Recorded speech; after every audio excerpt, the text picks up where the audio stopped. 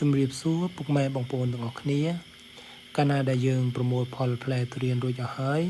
យើងត្រូវកាត់ស្មៅសម្អាតចំការទុរេនរបស់យើងឲ្យបានស្អាតទី2យើងត្រូវប្រមូលស្លឹកទុរេនដែលវាមានមេរោគដែលវាជ្រុះនៅក្រោមគល់ទាំងអស់យកមកដុតសម្លាប់មេរោគផងដែរជំហានទី3គឺយើងត្រូវមើលថែស្លឹកទុរេនដែលវាទើបនឹងលើសខ្ចីថ្មីឲ្យបានដិតដល់ល្អបំផុតកាលណាដែលយើងមើលថែវាបានដិតដល់ទេកាលណាមេរោគវាមកតុំនឹងស្លឹកខ្ចីហើយវាពិបាកមើលថែខ្លាំងមែនទែនដូច្នោះហើយយើងត្រូវមកចំការយើងរយៈពេល3ថ្ងៃម្ដងឬមួយក៏2ថ្ងៃម្ដង5ថ្ងៃម្ដងមួយអាទិត្យម្ដងក៏បានគឺមេរោគទាំង3នេះគឺមេរោគគេហៅថាមេរោគមើលព្រៃមេរោគខ្យងហើយនិងមេរោគរៃមេរោគខ្យងវាមានតួនាទីមកតុំនឹងស្លឹក